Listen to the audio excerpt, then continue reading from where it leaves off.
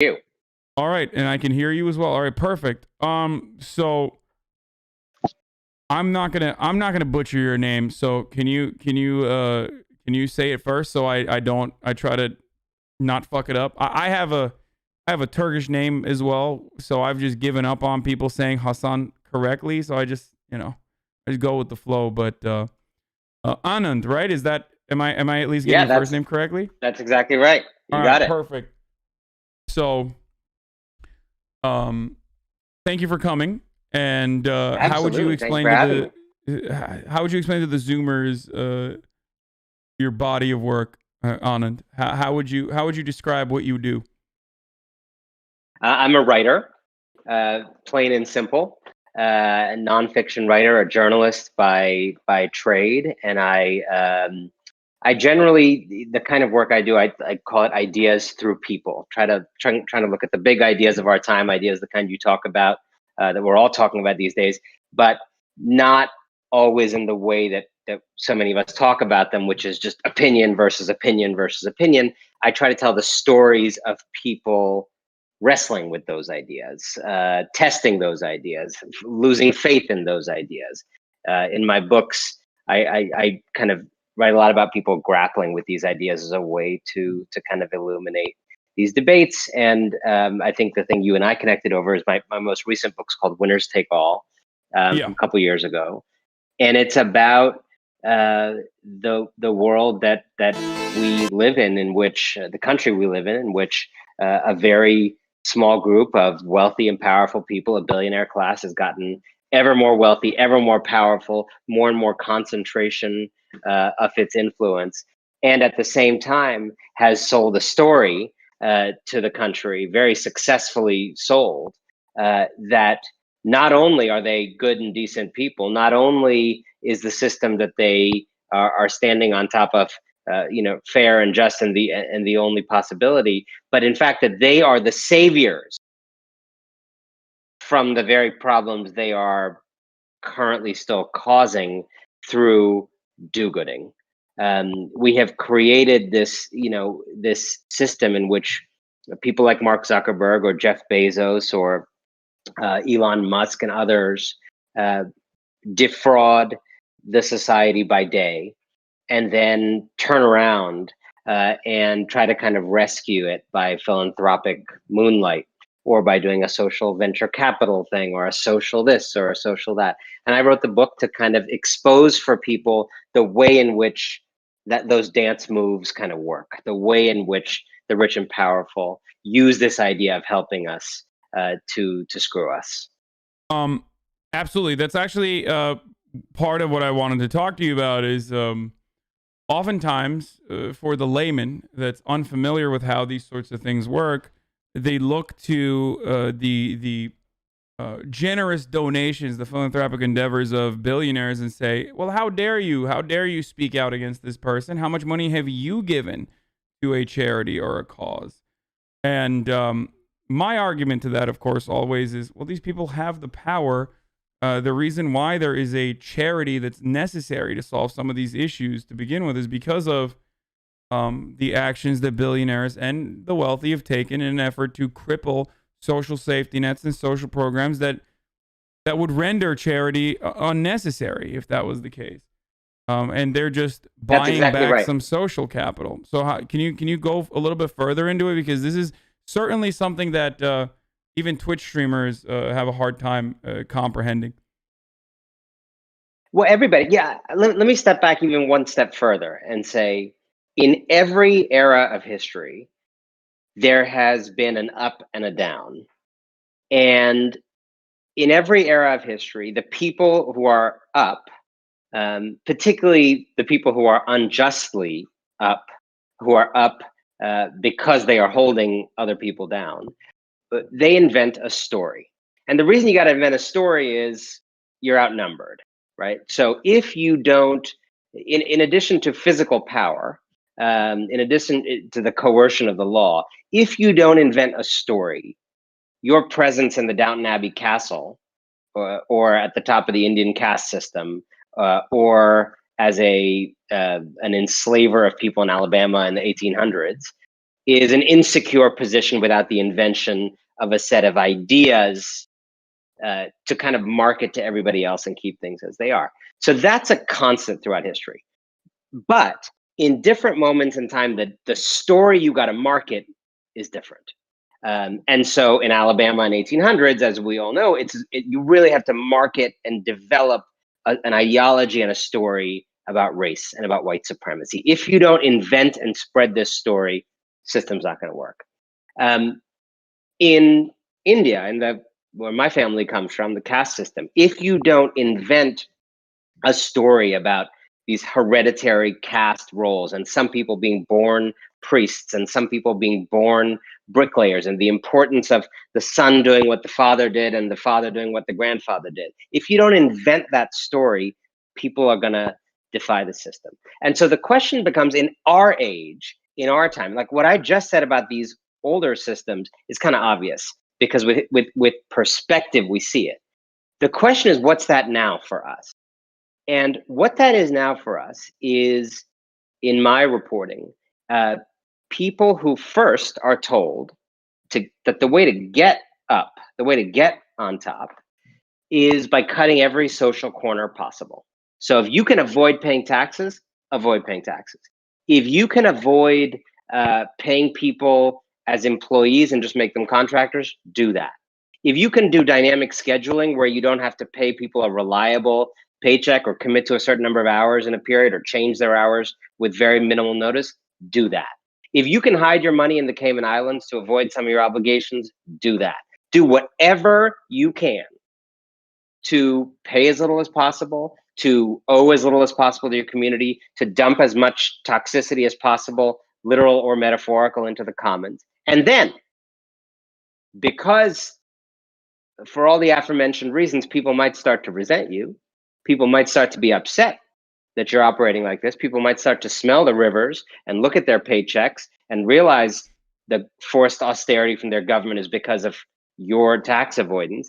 They may get wind of it, they may get enraged, they may get organized. So you have to preempt what they might do by inventing the story that in our age, you are something called a philanthrocapitalist. And you always gotta be skeptical when people have to invent a new word to describe something like this. A philanthrocapitalist, you are someone, and the theory is you are someone who is so smart, was so smart in making money that you made all this money. Never mind that virtually all the billionaires are literally the same race and gender. You so happened to just be so brilliant that you made all this money that you are now uniquely capable of solving the hardest problems in the world. Now, it just so happens that the hardest problems in the world are the ones you're also busy complicit in causing, but we're not going to talk about that. And so the story that has been put forth is, I alone can fix it, to quote Donald Trump. So it's Mark Zuckerberg, who, as you know, is playing as big a role as anybody in the country right now, with the possible exception of Trump himself, to muddy the waters around this election, to platform disinformation, to create a space for white supremacy to run in the nude. And Mark Zuckerberg then literally turns around and says, I want to donate $300 million to election security. America needs a secure and safe election. And I'm going to do that. And Hasan, he's literally taking that money from a bucket that is filled with money he is making defrauding the election. Yeah. And you can shift that example to any number of other actors in our society, but the game is the same. Make money by hurting this community, and then redeem yourself, cleanse your reputation, use philanthropy as a kind of drive-through reputational laundromat to cleanse the stench, douse public anger, and actually intensify your hold over public life. Because in sitting on the boards of organizations and deciding what public-private partnerships happen and so on and so forth, you not only clean up your stink, you actually gain even more power over public life. Yeah, absolutely. As far as as far as talking about how they are responsible for the problem, you gave an example of Mark Zuckerberg. But do you want to elaborate a little further on, like, I don't know, the potential undermining of a big government, maybe even from all the way from like the Reagan era until now, the nearly century old or half century old Republican project of destroying the federal government and its power, and neoliberalism specifically? Like, how have billionaires contributed to this? When you talk Yeah, about austerity or it's you talk about the perfect. problems. Yeah. So what I think about what the story I'm telling you guys right now is, I would, to oversimplify it, say phase two of a two-phase game. Let's hope there's only two phases in this game. So let me go back to phase one, which is less what I write about and more what other people like Jane Mayer and Kurt Anderson and others have written about. So Jane Mayer has an excellent book called Dark Money that's about phase one. Kurt Anderson has a great new book called Evil Geniuses about it. There's many other books about it. And what phase one was about is exactly what you described. Starting really in the 70s, the 80s is when the flower bloomed, but they planted the flower in the 70s. You basically had, and it's hard to remember this because you and I, and you're younger than me, you and I have lived completely our lives within the hegemony of this neoliberal order and of this ascendancy of the right. I mean, even the Democratic presidents in our lifetime have lived under the hegemony of the right, which is why they operated the way they did. But there was a time before you and I were born when the right, and particularly the business component of the right, felt scared. And they were rightly scared. They looked around America and they saw a lot of people with long hair and bell bottoms. They saw people protesting. They saw a kind of forces rising up against President Nixon and calls for cleaning up corruption. They saw the stagflation, the crisis of the 70s economically, and they felt disempowered. They felt like business only had economic power, which is, a pretty significant form of power, like having all the money. But they looked around and they felt like we don't know how to operate politically and get what we want politically to our satisfaction. We don't really have deep inroads into public opinion. We don't know how to convince masses of people to vote for what's good for business. And so there was a bunch of memos written. I don't know if you've ever written a memo in your life listening to this, and I have a couple times, and they're very boring things. But there were a few memos written in the 70s that changed the world for the worse. One of them is called the Powell memo. If you haven't heard about this, you should look it up. This is a rare example of a memo that changed the world. Lewis Powell, lawyer for kind of Chamber of Commerce interests, soon to be Supreme Court justice, but not yet, writes this memo basically saying, we're weak, we're out of power, we got to get some power. And here's how we do it. Here's a plan, here's a strategy. Political power, make alliances with these people, this and that. Well, they did it. This is a very simplified version of the story. They did it. They organized. And the left, there's a lot of protest movements on the left. There's a lot of anger and passion on the left right now. But what these folks on the right did that I think the left can actually learn from is, like, they organized not just in terms of getting people on the streets, they organized in terms of creating organizations. They created thousands of organizations, institutes, institutions, societies, the Federalist Society. They went to every campus in America. You think the campus is controlled by leftists? I mean, the Kochs created things, centers everywhere, the Mercatus Center, this and that. Law and economics. They seeded entire academic disciplines to advance their view of the law. Started training judges in that, started helping those judges out through the Federalist Society in every domain of American life. They got organized. They helped prosecute the Reagan Revolution. They helped staff the Reagan Revolution. They helped ensure that their bogus ideas about supply side economics and trickle down and pies and boats and all the hackneyed things they say, that those became the dominant consensus. And what happened next is their revolution was so successful that it became the water in which we all swim. It became something we all stopped realizing, not all, but many stopped realizing, even as an ideology. It just became the norm. And once that happens, the metaphor I like to use is the stadium metaphor. Once that was secure, we were all playing in a Ronald Reagan Stadium. We were playing a sport in Ronald Reagan Stadium. And what that means is in his stadium, there is still a left side of the field and the right side of the field, but everybody's in his stadium. And the people on the left side of the field, a Barack Obama or a Bill Clinton, they have a left-leaning position that is different, to be sure, than the right-leaning position, but it's within a framework of Reaganism. It's within a framework of government is bad, private sector is best, people who are good at business are smart at everything, and so on and so forth.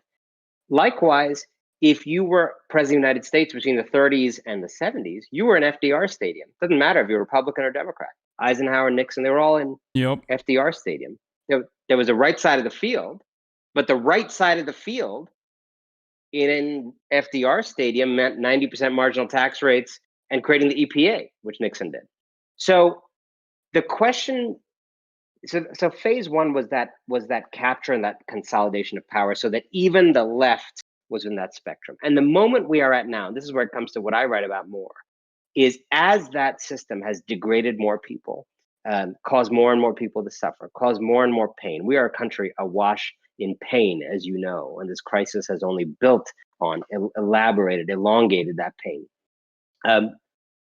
It has become all the more important for the owners of the stadium to convince us through ever more elaborate halftime shows that everything is fine. Everything is fine. And so they push for austerity through their lobbying, and then they give $1 million to a food bank.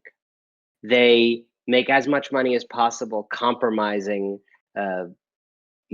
truth and reliable information in the marketplace of ideas, and then they do election security. They build monopolies that mean that when I walk down my street here in Brooklyn, there's just fewer and fewer individual stores selling things that are of use to anybody. And then they will donate to some little program to help small businesses. And I think so much of their power is upheld by the very simple illusion that there is anything kind about these gestures. And I wrote the book on the belief that if we could see through, if we could kind of clear the brush of bullshit that they have placed in front of us, it would become possible to change the world in other, in fact, actual ways. Yeah, and that was really eloquent. But throughout this entire process, they've also routinely undermined labor power and labor organizing, which was also the backbone of all of these movements that you spoke of, even in the 60s. Without collective bargaining, without collective action, any number of protests on the street don't actually hurt those same capital owners that you speak of and their bottom line. There has to be general strikes, and without no vehicle to do that, without no vehicle to exercise the collective power that the masses have, well, in a lot of circumstances, your movements get culled rather quickly and rather effectively. And there's, of course, other divisive methods, I think, that has always been that has always played a significant role, even going back to the Reconstruction era, where newly freed black slaves were now in a similar societal standing for only for a brief moment, but with the white workers that were also very underpaid. But there needed to be a way to continuously divide the white workers who were also getting a shitty end of the deal, and the newly freed black people. So their goal was to cause racial division and to further heighten white supremacist attitudes in an effort to make sure that white people at least had someone to look down upon and say, "Oh, well, I feel better about my situation because at least I'm not black," basically. So I think that still continues to some degree to this day. But more importantly, as you mentioned, the inspiration of the memo that you mentioned, like the Heritage Foundation, the Manhattan Institute, the Cato Institute, most significantly the ALEC, the legal counsel that provides the backbone for these arguments that absolutely has destroyed, eviscerated labor unions in this country. With that, we have no sword to wield in this battle. Unfortunately. Yeah, that's true. And just on your, on your point of division, divide and conquer, I think something that I've often reflected on is, I think a lot of Donald Trump is such a perfect illustration of this thesis. Because deep down, I suspect, I don't know this for a fact, I suspect that even the racism that he is now, broadcasting and running on and having people around him, is that even that is not as sincere and sincerely held as it would be in many people in this country. Like, I don't think he's David Duke, in the sense that I don't think he's thought about racism as deeply as David Duke has, if that makes sense. Like, I have, for my job, interviewed Steve Bannon on multiple occasions. He's not someone I respect, but I can tell you, like, when I sit with Steve Bannon, I get racist vibes from many, many more people in this society sitting on an airplane than I do from Steve Bannon. Like, this is a con. This is a thing they have picked up to steal money. And I'm not like suggesting that they're not racist. I'm suggesting that they're like kind of low-key racists who glommed onto like Racism Inc.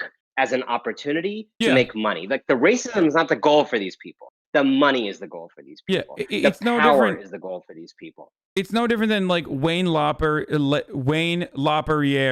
I'm fucking up his last name. Whatever. Wayne LaPierre. Yes, Wayne LaPierre, the president of the NRA, himself is not a good shot. Doesn't actually even shoot guns for sport or anything like that. But he's a very powerful lobbyist for this institution that exclusively exists to help the bottom line of gun manufacturers. It's not about gun rights or advocacy, and it's about making sure that people sell and buy guns. So, you're correct. And functionally speaking, it doesn't matter if someone is like ideologically motivated by fascist tendencies, as long as they're still accelerating towards fascism. And that's why Donald Trump is absolutely a proto-fascist. Maybe not personally a fascist, but definitely I think the one way in which it does matter in a way that is actually helpful to us. It doesn't. I know there's not a lot to feel hopeful about in terms of Trump's behavior right now.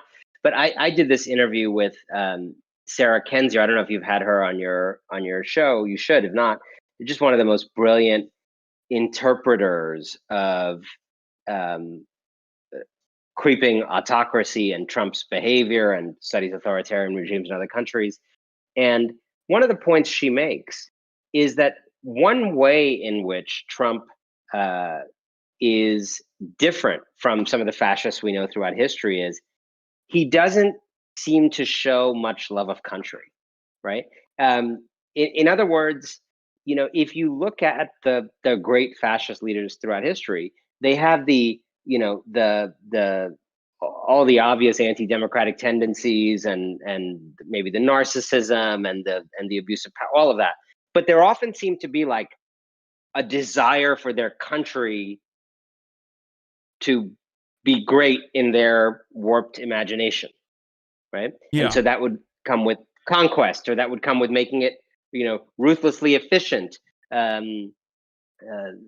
good things or bad things, and so on and so forth. Like, Sarah makes the point, Donald Trump's fascism is like this personal crime family fascism.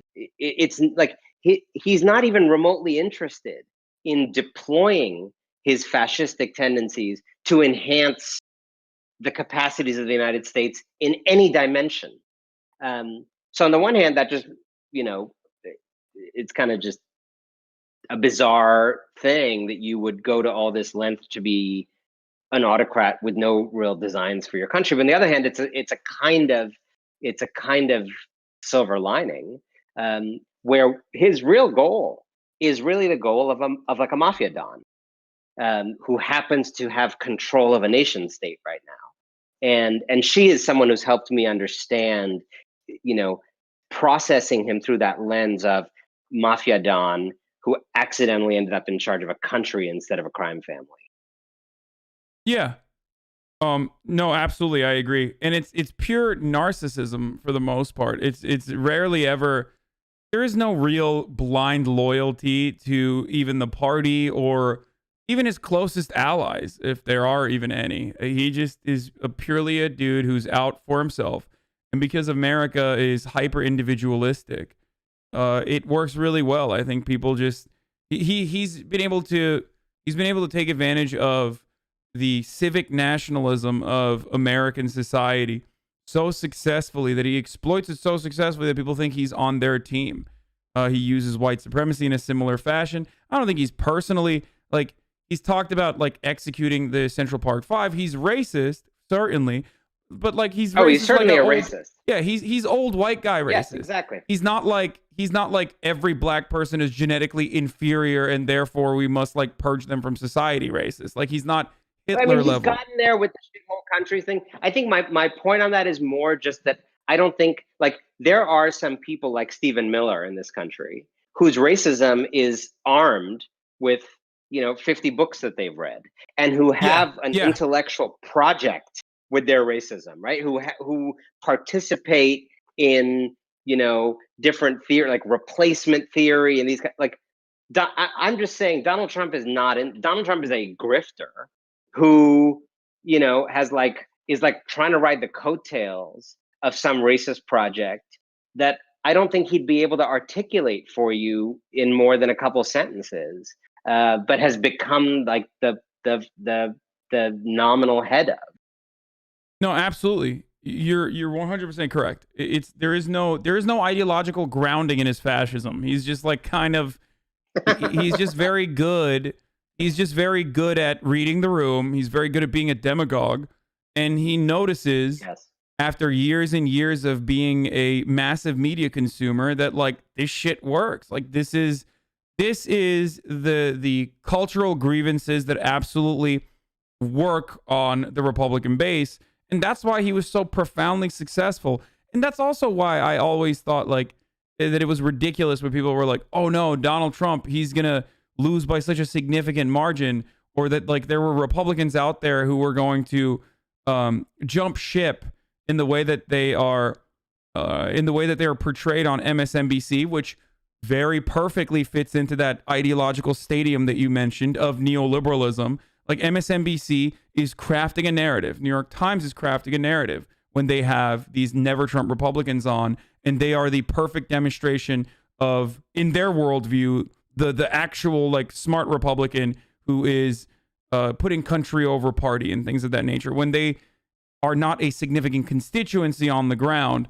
And the real constituency is one that absolutely loves the racism, the fact that Donald Trump has substituted the dog whistles for the bullhorn, basically. They come for that. And that's why his popularity within the Republican Party rarely ever dipped below 90%. A fact that if you only consumed MSNBC, never heard about. If you only consumed mainstream media, you probably were shocked to find out that Donald Trump was able to drive turnout in the way that he did, and appealed to people in the way that he did. But that was all because he was a demagogue. It's very convenient for a lot of people, just as you're saying. It's very convenient for a lot of people to pretend that the body politic was healthy all this time. Went for its annual physical every year, and everything was good. Working order, good resting heart rate, a good working heart rate, blood pressure good, everything fine.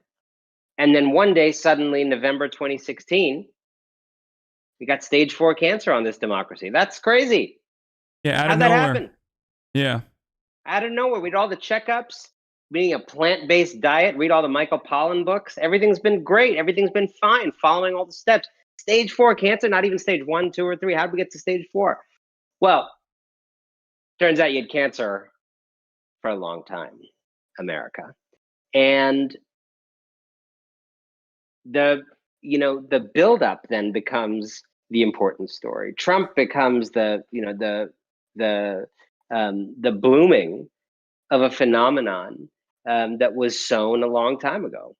And so I agree with you. When I see the Lincoln Project folks, I'm like, you guys were the groundwork, right? The difference between you all and Donald Trump is that you did what you did in selling the Iraq War or putting Sarah Palin on a ticket with which you kind of did it with just a little more class, so that it seemed institutionalist when you did it. It seemed like it was going through the right procedures. It seemed like it was within a certain set of protocol. And I don't think, I know some people have tried to say, was W. Bush worse or was Trump worse? I don't think it's worth getting that accounting because it's very complicated. But I think, certainly something like the Iraq War and all the people responsible for selling it and, marketing it and perpetrating that fraud on the American people, getting millions of people, innocent people killed. The idea that is considered part of the years of the healthy body politic and normal, and those people, should be now experts on how Republicans used to be good and now went wrong, is wild to me. It's just that Donald Trump just kind of took the classiness away. He just took the chandeliers away. For a long time, the Republican Party has been going down the road of a race-focused appeal, of a gender-focused appeal to men, of an approach that was essentially trying to divide people according to identity, practicing white identity politics, an approach that was based on, attacking government, defunding, defanging, delegitimizing the state so that it would do less, so that business would be unshackled to do whatever it wanted to do to people on the planet. And Donald Trump came along and extended those traditions, amplified those transitions, did away with some of the social niceties around that. He's just a coarse kind of avatar of that philosophy. And part of what he did was just like do it frontally and honestly in a way that was embarrassing to those people, because those people, when they wanted to go after Muslims, they dressed it up with the classiness of, we're trying to spread democracy. Yeah. Right. And Donald Trump's just like, no, I don't like Muslims. Well, Rick Wilson didn't. Motivation set. To be fair, Rick Wilson didn't even. He went mask off a lot before, as his true. Earlier tweets That's indicate. True. But no, you're absolutely correct. And by the way, that's really fucking successful with a lot of the lumpen proles. Like, that is incredibly successful with the working class side of the Republican Party. That's still very much the backbone of the Republican Party. It's not like both parties still have to get poor people to vote for them. And Republicans do it very well by talking about wedge issues and whatnot. But beyond that, Donald Trump absolutely, without a doubt, utilized language in a way that was incredibly appealing to a lot of the people in rural areas that in the aftermath of NAFTA and trade agreements that shipped manufacturing jobs overseas, that destroyed these communities that relied on industrial production. Donald Trump took the Nixon era agitations that some of those people had even before NAFTA. Some of those people had and amplified it, and that's precisely why the Rust Belt is now deep red in many places, like Ohio, for example. Is like, that's why he picked up more support, because he did a good job with that use of language. What doesn't appeal to the Rick Wilsons and the Lincoln Projects of the world is deeply appealing to a lot of people that watch Donald Trump as entertainment and see him as someone who speaks just like they do.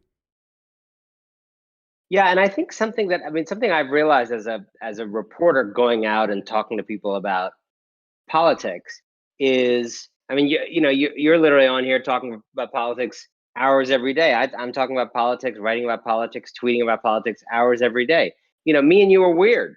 Most people are not like us. Yeah. And most people, it's in a healthy way, it's a small part of their life. And those are the people I go out and interview. And, Charlotte Alter, my colleague at Time Magazine, has made this point very well, but others have made it also. When you actually go talk to voters, you realize the average voter does not talk and think about these issues the way people who talk and think about politics for a living do. And there's a lot more randomness. There's a lot more like, well, I hate taxes, but China, man, I just don't like China, so I'm going for Biden. And you're like, what? Like, what? Yeah. And it's just like, but people, but that's normal. Like, a lot of what this process is actually about is actually asking people's gut instincts on these things. No, And absolutely. people will say, I don't like the way Donald Trump talks, and don't like those comments about women. I'm not sure if he said all of that, but if it's true, like it. But we just gotta try something new, and we just gotta and the fact that he negotiated such a good deal with the IRS, maybe he'll do that for us. And you're like, wait, what? Wait, what? But people, in a way, vote on the basis of intuitions that they form about people that are based on facts, in some cases based on disinformation that's increasingly abundant. But you got to recognize that you're running in that environment, and you have to play to those intuitions.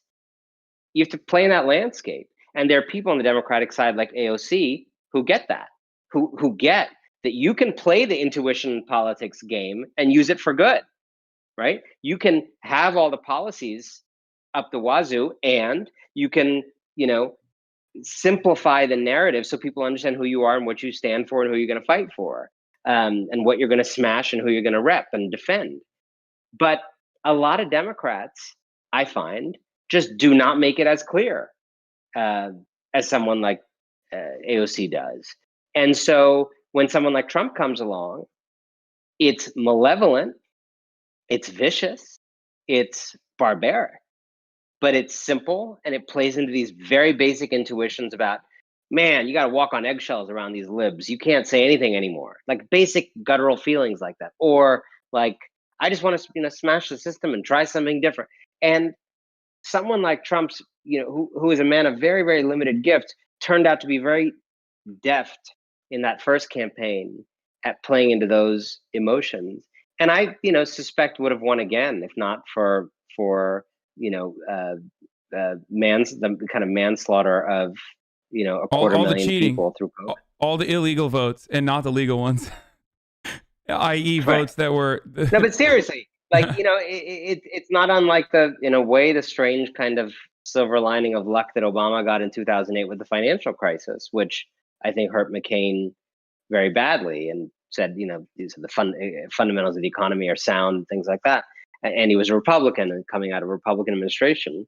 Absent 250,000 deaths of essentially manslaughter by policy, I think Donald Trump would have probably sailed to re-election. And its impact on the economy as well. I think that's something that's often overlooked. Like, Americans care about that more than anything. And you pointed this out correctly. In 2008, it truly benefited Obama, and that's how it benefited Biden as well. Like, if you asked people if they were doing all right, I mean, even after COVID, even when we're not post-COVID, but even in the middle of COVID, before the election, they were like, yeah, I think I'm doing better than the past 4 years. Like, and Donald Trump did a very good job of saying, like, no, your 401ks are doing better because that's what I'm defending.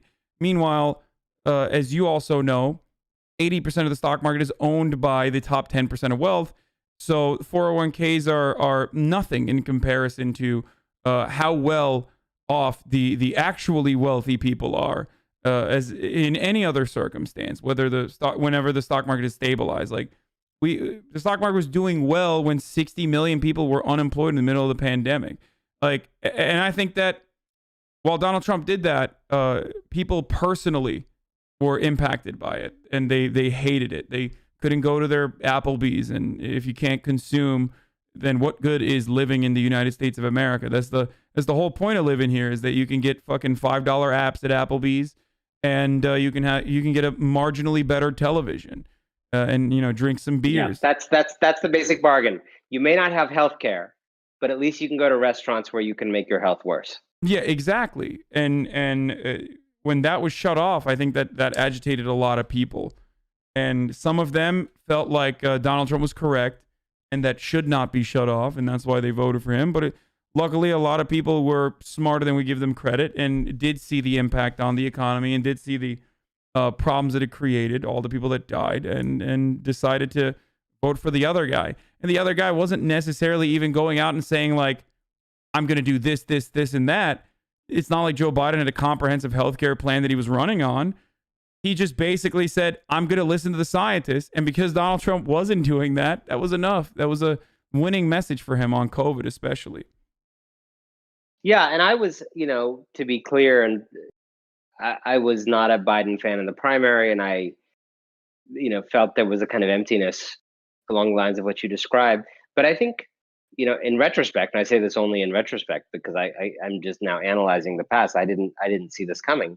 I think the low-key campaign that the Biden organization pursued, we're the people of sanity, we're the people of science, we're the people of competence, we're the people of fact, we're the people who think government can do modest things to make people's lives modestly better. It's not necessarily my approach, as you might imagine, but I think in the moment we were in, given all the facts we've been talking about, it was a powerful antidote to the hype of Trumpism. It almost sucked the energy out of it because it wasn't one, kind of manic high energy vision versus another. It was almost, through contrast, revealing Trumpism to be this like exhausting spectacle and like parade of death. And over here was, like, in a way, the kind of beautiful dullness of democracy, like, just the kind of helping people live their lives better by creating a basic kind of platform for problems to be solved in a reality-based way. And I'm someone who really wants Joe Biden to do a lot more than that, and who has some tempered hopes that in some areas he actually might. But I think his suspicion that was certainly not the play to run against Trump, given Trump's self-destruction, may have more wisdom in it than I gave it credit for in real time. Yeah. Maybe. I don't know. I feel like this was supposed to be a wipeout, and especially with the down ballot races looking the way that they did, with the Democrats actually losing House seats rather than improving on their majority and not winning over the Senate when both of those things looked like a lock. I feel like that is a gigantic problem, and it was a problem caused by an inability to communicate a message for those on the ground. Yes, certainly there were a lot of people. Clearly, there were 70 plus million people that wanted change, or they just wanted Donald Trump out of the White House, certainly. But not enough people recognize that you also have to vote for senators, and you also have to make sure that the down ballot races are also favoring Democrats. Otherwise, the president can't really do too much on their own. And I think that was a consequence of a clear lack of consistent communication, that beyond, like, Donald Trump is bad and we got to get him out of the White House. I think it was a gigantic missed opportunity, for example, for Nancy Pelosi not to constantly talk about how Mitch McConnell was refusing to push for a second stimulus package, a second relief package, when people needed it the most. 8 million people slipping back into poverty. This was, I think, a huge opportunity for messaging and communicating the importance of Senate seats that was not done. That was a gigantic failure in my opinion, and that's why we suffered.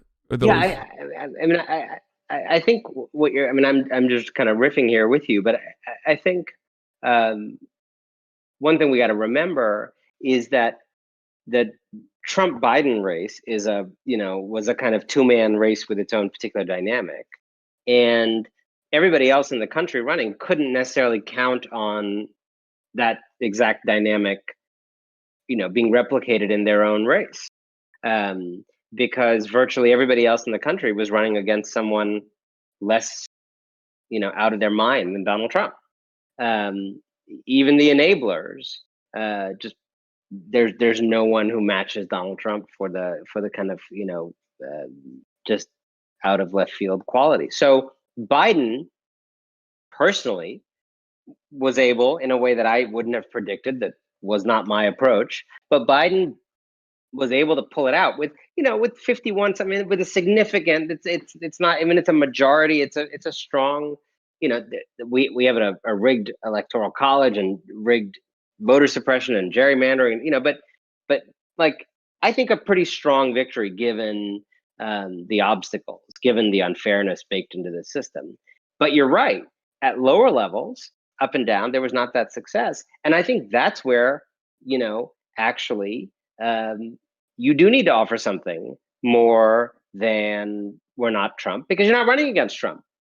Yeah. You're running against some guy in your district, Well, and that even from guy's an not an autocrat. yeah. He may support an autocrat, but he's not an autocrat. He doesn't arouse the same hate. He doesn't arouse the same, uh, you know, toxic emotion that Trump does. And this is where, I think there is a complete failure, and this is true of the DCCC and the DSCC, and where there is a real pushing out of progressive candidates. There is a real marginalization of people who want to do things like Medicare for all and these more progressive policies. I get that, everybody can't run the same way everywhere. Everyone's district is not AOC's district, but there is a way in which this party has very clearly shown a very cold shoulder to some of the most effective, talented young members, some of the most dynamic progressives in this country, some of the most dynamic Democrats, period, and have elevated a view that's like, I keep seeing it on TV, the kind of Claire McCaskill view, where the best Democrat is the kind of Democrat who wants to do as little as possible. And I think it is hard to overstate just how that completely fails to connect with anybody. It may work if you're literally running against Donald Trump, who's trying to get people killed. But if you're not running against an autocrat who's trying to get people killed, you got to do more than Biden did. You can't lay low. You can't, be cautious. And it is time, I think, to see a more courageous Democratic Party institution that is able, in particular, and this is where I think the progressive side needs to pay heed to the fears, where progressive ideas are able to be communicated in language, to use your word, that is less scary to more people in the kind of political center of the country. In other words, if you look at who Medicare for all would be good for, it is a way larger number of people than the number of people who want it to happen. It's still a very large number of people who want it to happen, but it's obviously an even larger, significantly larger number of people who would benefit from it. We got to think about where's that last 20, 30% of people who would turn this into an 80-something% issue where it would be unignorable. I mean, there's some number at which even the donor class is kept in check. I think we're getting to that kind of critical mass on climate, where there's just the Republicans are not as vociferous as they were a few years ago, saying there is no such thing as climate change, right? The scope of their denial is now down. It's because you've built a critical mass of people around this stuff. And so I think progressives have an important responsibility to build to 70, 80% approval on some of these ideas by doing something that actually Joe Biden's very good at, which is making them as American as apple pie. Not making them, I love Bernie Sanders when he says, healthcare is a human right. But as you know, that is a pitch that appeals to everybody who already wants Medicare for all. It does not get you new people. Um, you know, whereas pitches that appeal to patriotism, pitches that speak of something like that issue in terms of the language of, you know, from the, beaches of Normandy to the this to the that, we always have each other's backs as Americans. I mean, there's multiple ways to talk about these things in ways that appeal to Americans who, frankly, are afraid of big government because they've been conditioned to be afraid by these powerful interests. And I think it's going to be incumbent on progressives to build those 80% coalitions through frankly the evangelical pursuit of voters beyond the current tribe. I agree. I think patriotism is a really effective way of an already brainwashed mass to get on board with your ideas. 100%. I've been talking about this a lot. Like, paying more taxes is patriotic. Like, as a wealthy person, if you are a wealthy person, you should absolutely feel great about paying more taxes. It's your patriotic duty to help your fellow man. I think that it's patriotic not to destroy the rest of the planet and exploit the global south, but instead to rebuild it and engage in cooperation. It's patriotic to make sure that all Americans are taken care of, but also all people around the world are taken care of. This kind of messaging could be successful, I think, but of course, immediately there are going to be people on the left that, and there are plenty of them in my audience currently, that are just so frustrated, and they think, understandably, that, oh, patriotism just means nationalism. It's like neutered nationalism. It's a way to deliver a message. I think social cohesion, before we reach a complete internationalist perspective, social cohesion is necessary for movement building and coalition building. It's just fucking marketing, and I think that you absolutely need to do that. I can't see your chat right now, but I can visualize it in my mind's eye. I think it's important to make a distinction between patriotism and nationalism. Jill Lepore has, I think, I don't remember where, the historian, but she wrote a good distinction about these things. And loving your country because it's yours, and loving it more than some country in which you do not have a vote, in which you do not have representation, to which you do not pay taxes, it is completely appropriate, in my view, to love your country more than you love Canada. The way it is completely appropriate to love your family more than you love your next door neighbor's family. I think. But the point is, you should still love your next door, but you should still love your neighbor as well. Obviously, you're not saying that correct. I just said more. Yeah, I just said more. But people immediately hear you say that and think tribalism. Yeah. Sorry. Go ahead. Well, yeah, no, but where does solidarity come from if you don't love your country and the people in it? I mean, you're where there is no world government right now. So if you want to make unions stronger, the largest unit through which you can do that is your country. And it requires a kind of love for your country and its institutions to want to invest your time and energy doing that, right? It's I love my farmer's market here that's on Saturday mornings more than I love all the other ones because it's mine. And I think we have to really be careful to separate that from nationalism, which starts to get into not I love it because it's mine, but it's better than yours. It deserves to bully yours. Yours is bad. Yours is a shithole. That is very, very different. And so when you're talking about selling something like Medicare for all, nationalism is not really relevant here. What I'm talking about is saying if you are someone, and this pitch doesn't have to work on everybody. What I'm suggesting is we actually have a more multilingual approach to this coalition building. If there's some 5-10% of people out there, like white guys in northern Michigan who currently have shitty health insurance but fear big government and still have some Cold War PTSD, which is a larger group than you might think. With those guys, I want to try a patriotic appeal.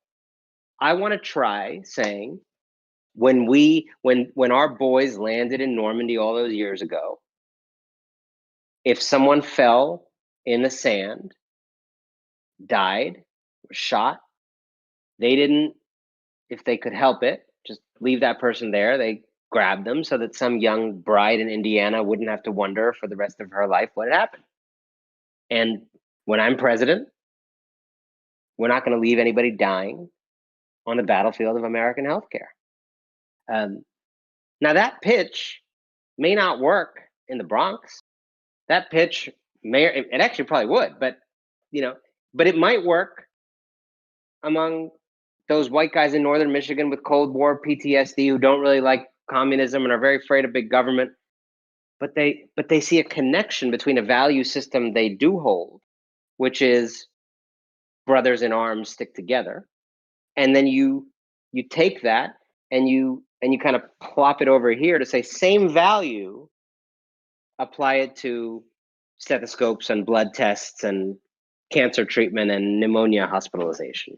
Yeah, or mask and you're wearing, not going to get all of them, or something as simple as mask Correct. wearing. Like wearing a mask is a selfless act. It's not that big of a deal. But the reason why you wear a mask isn't necessarily because you are going to be protected from this virus, which is what a lot of Americans unfortunately think. That's not the case. You're wearing a mask so that if you have it and you don't recognize that you have this virus, you're not passing it on to other people that will pass it on to someone else that then may not recover from it. And I personally believe, just to add on top of what you said, sorry, but because everyone is freaking the fuck out because you said American patriotism, and these are extremely online internet Zoomers, so they have a very understandable, I would even go so far as say, aversion to that sort of language. But I think patriotism to build class solidarity is how you go about it. It's patriotic to make sure that you have a more democratized workplace, and the only way to move towards that is Bernie Sanders has, Bernie Sanders' campaign was one of the most patriotic, one of the great appeals to patriotism in modern times. What was that? If not, Bernie Sanders was not saying, let's have Medicare for all the people of all the world, was he? Right? Bernie Sanders was saying, yes, there's certain rights that we all share as human beings.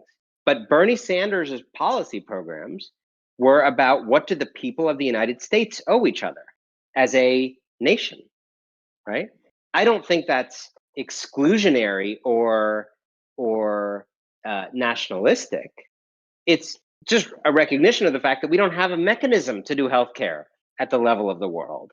And what Bernie Sanders and others are arguing is that we should, out of a love of each other as citizens, right? What is Bernie Sanders saying when he says, are you willing to fight for someone you don't know? That's an invocation of patriotism, right? Why would you be willing to fight for that person, right?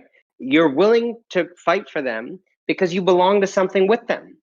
And the thing you belong to with them under his proposals is a nation state, right?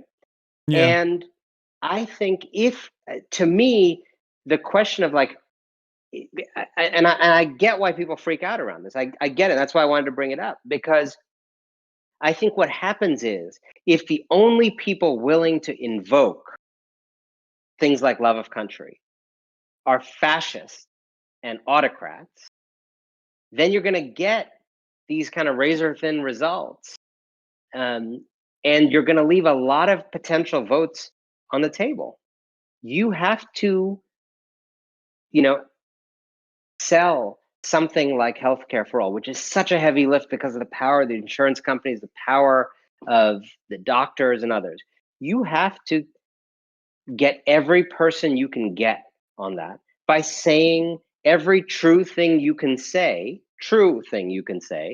to get people on board. And for some people, that's going to be healthcare as a human right. For some people, that's going to be, like Catholic social teaching. For some people, that's going to be like a Joe Biden, like, we're America, we can do anything. Do you think we can not do this? For some people, it's going to be noblesse oblige. You've been lucky. You should, pay your taxes so other people can go to sleep not worrying what'll happen if their kid breaks their arm. It's going to be a bunch of different things. And if the left is squeamish about making half the pitches that work on people, well, a lot of people are going to end up without messaging on the healthcare. table. You're just leaving that on the table Correct. for the right to continue framing it around reactionary rhetoric.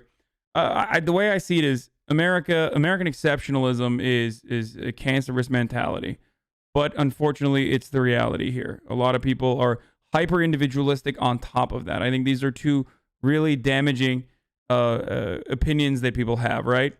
But the only collective understanding that people have in a country where everyone is hyper individualistic to a fault is patriotism. This is a collective, collaborative understanding. And I think that is one way to build, it's one way to build solidarity for sure. Especially, or to get people to understand how to help their fellow men. Patriotism is, in a way, talking about some of these issues in terms of patriotism, is taking it up here. I think there's an equal and opposite strategy, which we can talk about, which is another very resonant American language, which, again, is not really the language I'm not like a waving patriot person myself. I'm thinking about what language appeals to people. So another similar language that's not really my own is the language of personal transformation. It's a big, deep, resonant American language, right? The language of eat this food, lose 10 pounds, do this exercise, your marriage will get spiced up. Do this, do that. I remember the magazines in the checkout aisles, right? Personal transformation, really, really a big, deep, resonant. I mean, House Flipper is, the whole TV channel is dedicated to making over houses. This is a very, not, I wouldn't say unique, but quite pronounced aspect of American culture. This desire, it's part of what you say, the hyper individualist thing. It's very problematic for all the reasons you point out. It's all about personal transformation instead of any kind of understanding of how you change systems. That said, in the reality that we are in, where that is a resonant language for people, I think progressives have also left a bunch of votes on the table by not speaking that language, because it is the honest to God truth that a lot of progressive policies would, among other things, in addition to being right and just, would do some remarkable personal transformation to people if we want to put it in that language, if we want to meet people where they are in that language, right? Like, what's really going to spice up your marriage? When you're not fucking stressed out about healthcare all the time, right? Nothing those magazines offer will spice up your marriage the way not having to think about healthcare or student debt ever again will.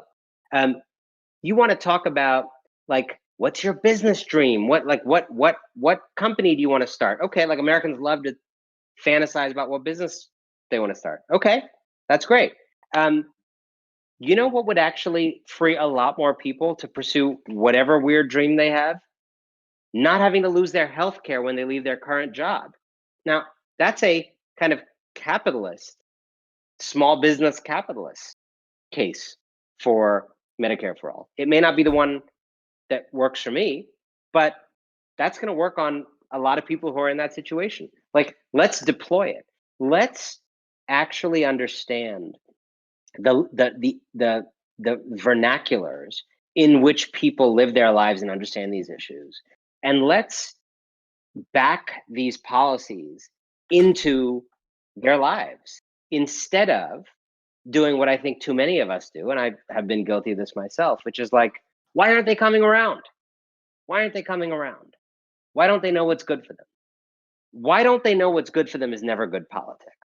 I think there has to be an honest reckoning with people are who they are. People think the way they think. There are many long run efforts to change them. And I literally am a writer in the hope of changing what people think, changing people's consciousness over time, but it does not happen instantly.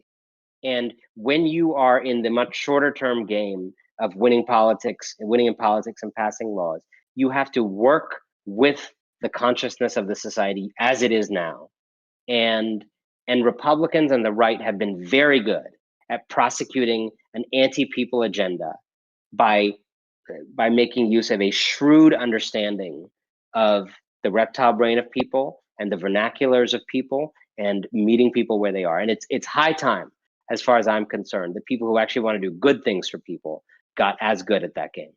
Absolutely. You and I are certainly in agreement as far as messaging goes, and the need for Democrats to do a better job of like adopting the policy positions that are progressive, that would be truly helpful, and even communicating that effectively to their constituents. Because like when Representative Jim Clyburn says like Medicare for all and defund the police might not work in my district, it's like that's not true. Your district is your median income is $35,000 in your district that you oversee. Those people would absolutely benefit from Medicare for all. You're probably a little motivated by the millions of dollars that you've gotten from the pharmaceutical industry and insurance companies, and that's part of the reason why you feel the way that you do, that you're saying this. And I think that that's really terrible. And if Democrats want to win, they have to message better. But I personally think that this will go nowhere if it's just about idealistic notions of like patriotism being communicated to people, especially when we are fighting against, as you also correctly pointed out, a multi-billion-dollar system that is designed around making sure that all of the externalities or all of the cruelty that especially working class Americans are subjected to under capitalism is declared normal, and there is no other system out there that could ever be better. Like there would never be an economic organization that's more humanistic, I guess, or better for as many people as possible, more utilitarian. And that all the cruelty that you experience is a consequence of your own personal failures and your own personal flaws. And I think that what we have to do with this messaging is motivate people to at least build a base of a working class movement. And I think Bernie Sanders did a really good job with that as well. Like talking about not me, us, or saying that he was going to be the organizer in chief and that he was going to open up opportunities for labor unions to come back to power.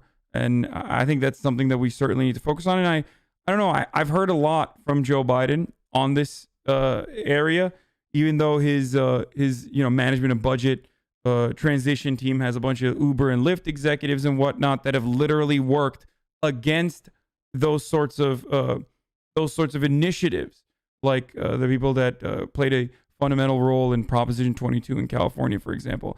But he has talked a lot to unions. He understands that like unions are a driving force behind the Democratic Party.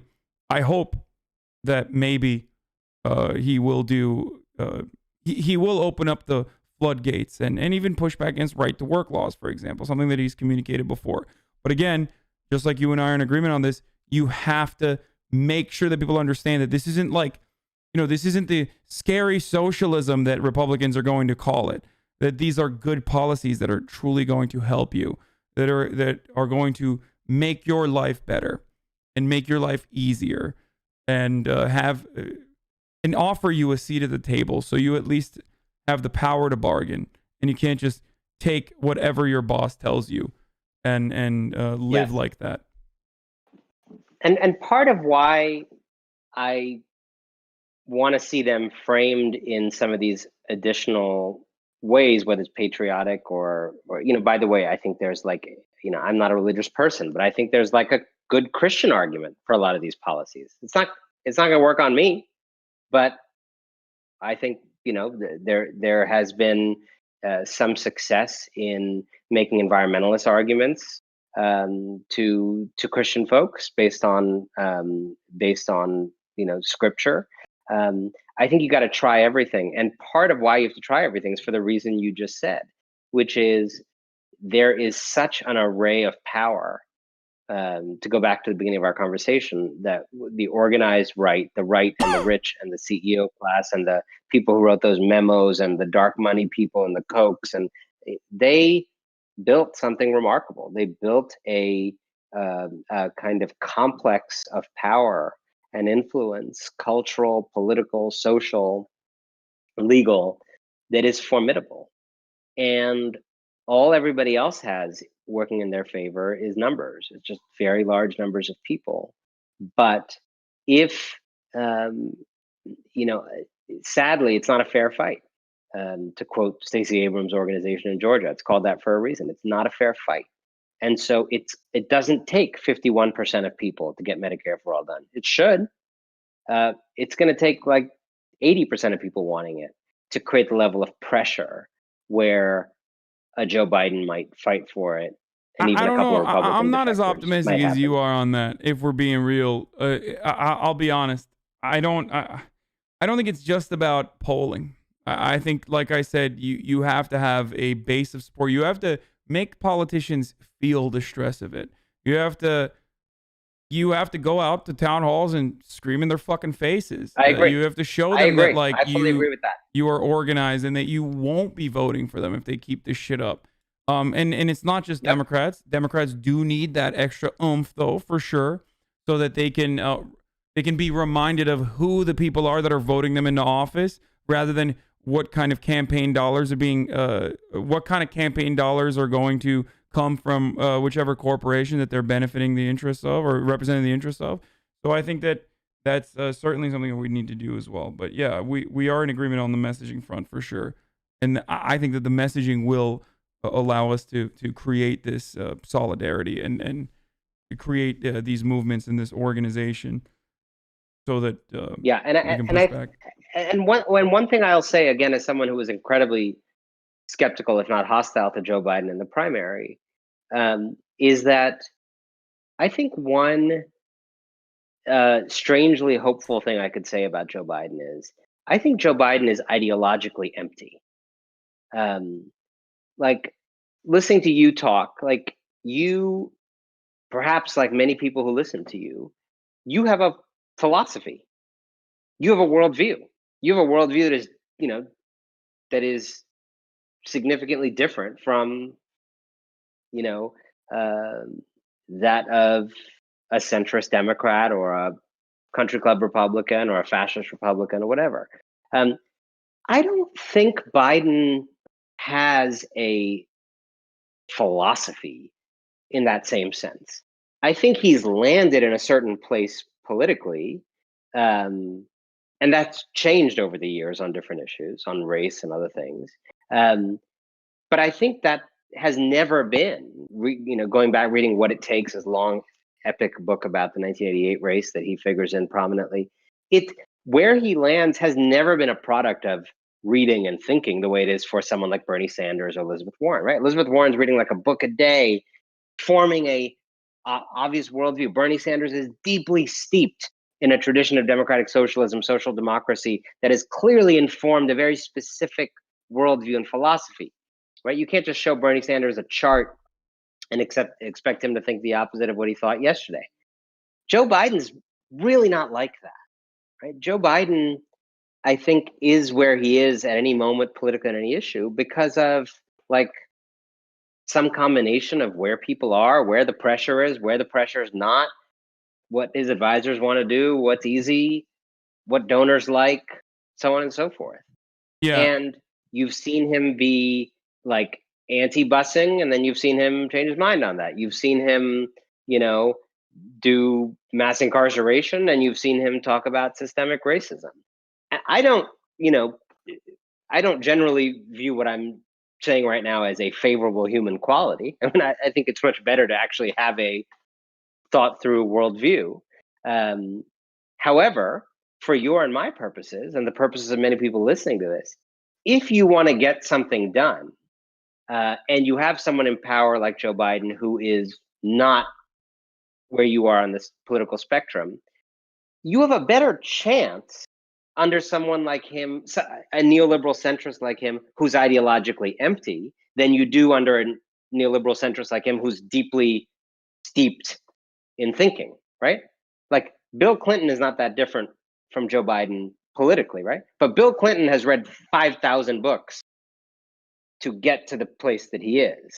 So Bill Clinton is ideologically motivated by neoliberalism, whereas Joe Biden is just at the center of the party, no matter where the party is. If the party is Bill Clinton's neoliberal party, correct, then he's at the center of that. And if the party gets pushed further to the left, then he will be the center of that as well. But again, ultimately, the fear I have is that this is still very much the Bill Clinton third way Democratic Party, and that the establishment Democrats certainly want to keep it that way.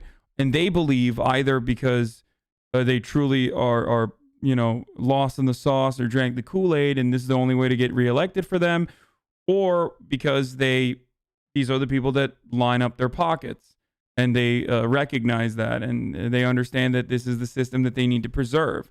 So it's a bit of both. But again, the only way to show them is not by what I've seen with Biden is it has gone both ways with him. So on healthcare for all, Medicare for all, he's been completely intransigent and nobody has seemed to move him at all. And I think there's still room to go in terms of organizing enough pressure. So maybe that could change somewhat, although it's difficult. But on climate, I think we have to acknowledge it's been a different story. On climate, he has absolutely been moved by the activist wing of the party. And, I did an interview for my newsletter, The Ink, with Varshini Prakash, who runs the Sunrise Movement. Not a fan of kind of really any institutional Democrat. I mean, they are very tough, a tough movement, as you know. Yeah, I love on them. Everybody. They're great. They love the sit-ins. They love the occupations. They're tough. And she was invited to sit on his Unity Climate Task Force. She felt deeply listened to and heard. She didn't get everything she wanted, but she runs Sunrise. She and AOC and others were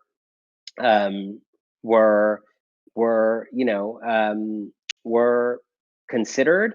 And Noam Chomsky, when I interviewed him for The Ink, Chomsky said Varshini basically wrote Biden's new climate plan. Chomsky said that. Well, you can say that out loud now that he's elected. No takebacks. Exactly. Right. And he really changed on that one. So I think with him, instead of being all depressed or all gung-ho, you got to be, cautious with him. There are some areas where the activists have actually prevailed. I think the selection of Ron Klain instead of some of the more corporate people they were considering as chief of staff, a lot of progressives I saw yesterday were very, very heartened by that. That didn't have to go that way. It did go that way. The environmental stuff, it did go the right way. On a bunch of other things, if he scoffs at, the socialist elements of the party another time, I think he's going to have a real problem, more than he already does. So I think the guy is pliable. That which is not the most inspiring thing I can leave your viewers with, but in a way, in a democracy, that's the most you can ask for in a leader, that they are subject to your agitation, they are subject to your pressure, they're subject not just to your vote, as you say, but to whether you make their life uncomfortable through the level of noise and level of protest and level of insistence that you bring to the conversation.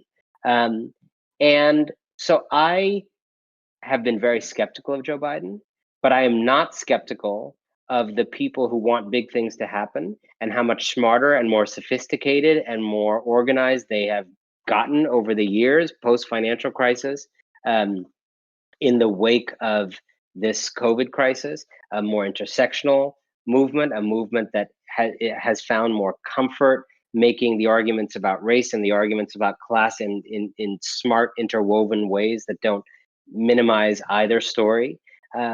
I think Joe Biden faces a formidable challenge from people who want not milquetoast, but real change. And I think if those of us who do play our cards right, there is a chance that he is a more transformative president than a lot of people who came into office to the left of him philosophically. I think there is a chance for someone like him to be surprising. I'm not saying that to be a Pollyanna. I'm just saying that because he reminds me of a lot of presidents in history who got more done than their biographies or their past records would have suggested, because in a way they had a certain cover by being conservative, and it gave them a cover on a couple things like LBJ on race, or FDR on going after the rich and powerful. It gave them a cover to do things that actually others might not have attempted or gotten away with.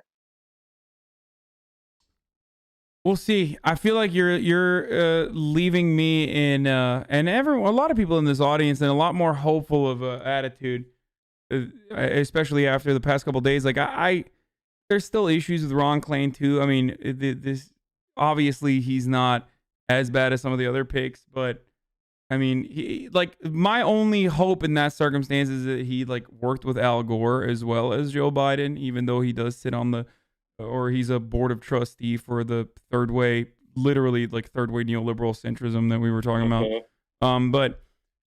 But ultimately, I think that there could be some marginal improvements made, but regardless, none of that will happen if it isn't for organizing, and if it isn't if people don't. I fully agree with you. Consistently keep up the pressure.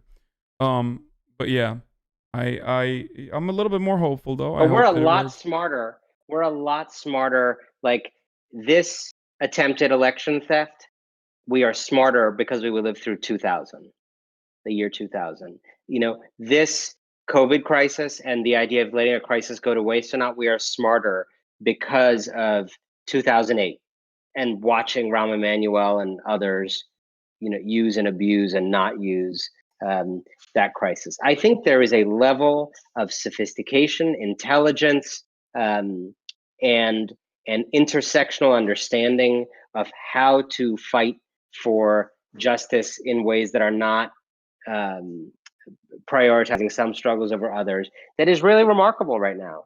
And I think we don't give each other credit for that. We are not in the place we were 10 years ago. We're not in the place we were when Occupy happened. I think there is a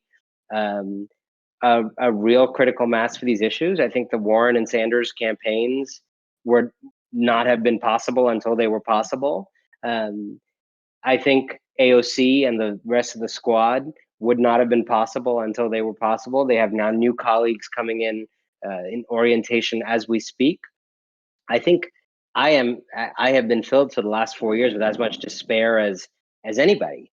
It's been a dark time. This election result, it's too thin for my liking, given how dangerous Donald Trump is. But all of that said, I think we are living at the tail end. And then I hear my kids waking up, so I got to go after this. We are living at the tail end. We're living in a time that smells like the end of an era, right? And we're living at the tail end of a whole thing, a whole way of thinking, a whole way of organizing ourselves. And it is flaming out. It is sputtering. It is making very loud, belching noises, right? You see it in COVID. You see our numbers in COVID relative to other countries. You see it in the inequality data. You see it in the loss of faith in institutions. And the only good thing about living in such a shitty time is it reveals the truth of the rot in a way that makes it undeniable. And I really hope, and I actually sometimes on some good days let myself believe, that we are not only living at the end of something, but at the beginning of something. And that after this moment of an age of capital for 40 years, we might just be on the brink of an age of reform that we can fight for, march for, vote for, and usher in together. Well, I hope. I hope you're right. Well, thank you so much for. I'm right too. Yeah, thank you. Well, our future does depend on it. So, well, Well, thank you so much for coming on, Anand. Thanks for having me, man. My first Twitch ever.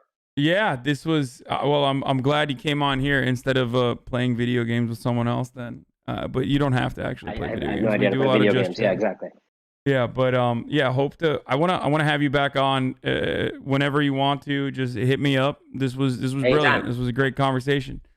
Certainly. Thank you so much. And will you send people to my newsletter to come say hi over there? Yeah, absolutely. Do you want to link it to me? And if you do it on Twitter DMs right now instead of Discord DMs, I can spam it right now while you're still on. Absolutely. Or is it already on your Twitter? Is it just the ink, like on your v.ink? V.ink. Oh, yeah, okay, there it is. That's really easy. All right, they're spamming it already. Okay, cool. And of course, check it out. Sign up. It's free. All the content's free. I mean, these things, people are sometimes nice and they subscribe. You actually don't even need to because it's all free. All the content's free. No paywall. I write for everybody. Yeah, so and also your book, Winners Take All, which is a great book as well. Yeah, please just try to help me convince my parents that I didn't make a mistake by becoming a writer. Or by a writer who actually talks in very open and honest terms about the existence of billionaires being a problem overall. Yes. That's the real scary part. But hey, we'll see. You got to tell the truth.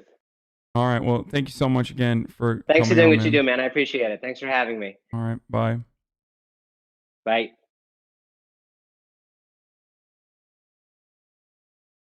All right. That was brilliant. That was really good.